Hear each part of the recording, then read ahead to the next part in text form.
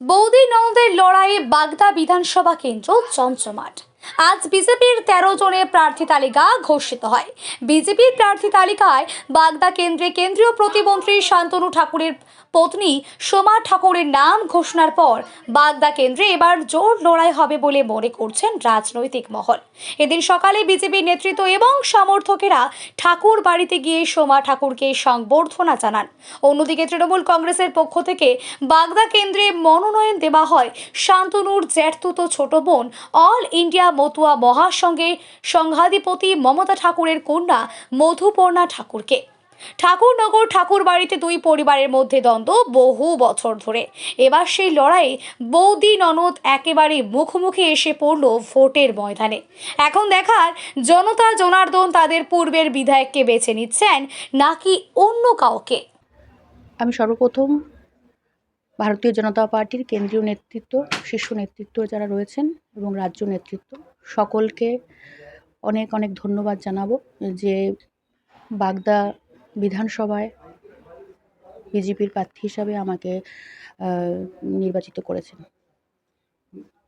প্রথমবার রাজনৈতিক ময়দানে, এতদিন আপনি ঠাকুরবাড়িতে যেটা মাতৃসেনার দায়িত্বে ছিলেন, এবার রাজনৈতিক ময়দানে কি মনে করছেন লড়াইটা কতটা সহজ বা কতটা টাফ হবে? দেখুন, এর আগে আমি মতুয়াদের জন্য বাগদায় বিভিন্ন জায়গায় এমনি গিয়েছি বা আমার নিজস্ব যে সংগঠন আছে তার মধ্যে দিয়ে আমার বাগদায় বহুতবার যাওয়া আসা এবং সংযোগ আছে। এবং তার পাশাপাশি যেটা বলবো যে আমার হাজব্যান্ড বনগাঁ লোকসভার সাংসদ, তার পাশে থেকে 2019 সালে যেভাবে ভোটের সময় আমি অনেক প্রচারে ছিলাম এবং 2024 সালে, সুতরাং আমি পিছন থেকে ছিলাম। এখন আমাকে ভারতীয় জনতা পার্টি মনে করেছে যে নির্বাচনে লড়বার জন্য, সুতরাং এটা আমার কাছে স্বাভাবিক যে লড়াইটা আমি করতে পারবো। ননদ বৌদির লড়াই একই বাড়ি থেকে, কি বলবেন? দেখুন, লড়াইয়ের ময়দানে যে যার জায়গা থেকে সে লড়বে। আমি যেরকম ভারতীয় জনতা পার্টির একজন প্রার্থী হিসাবে মনোনীত হয়েছি, আমি আমার মতন লড়বো। আমি কারোর সাথে কারোর তুলনা করব না।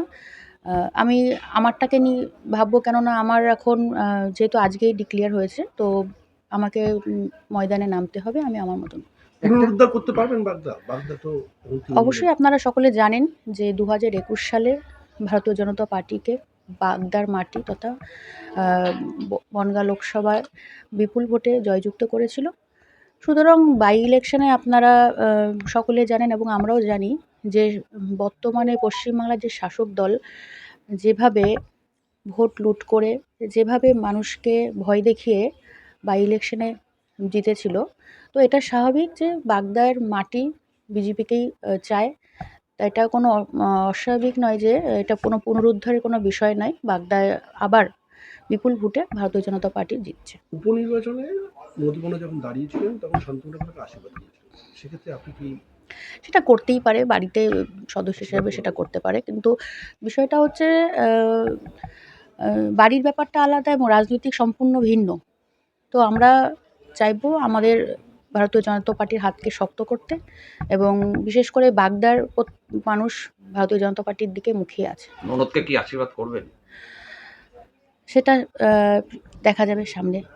একটি বিষয়, বাগদা মতুয়া অধ্যুষিত, সব থেকে বেশি মতুয়া ভোট বাগদায়। স্বাভাবিকভাবে ঠাকুর বাড়ি থেকে দুজন প্রার্থী, মতুয়াদের কাছে তো একটা দ্বিধাবিভক্ত জায়গা যে তারা কোন দিকে যাবেন। সেক্ষেত্রে কি মনে করছেন মতুয়াদের কতটা সমর্থন আপনি পাবেন?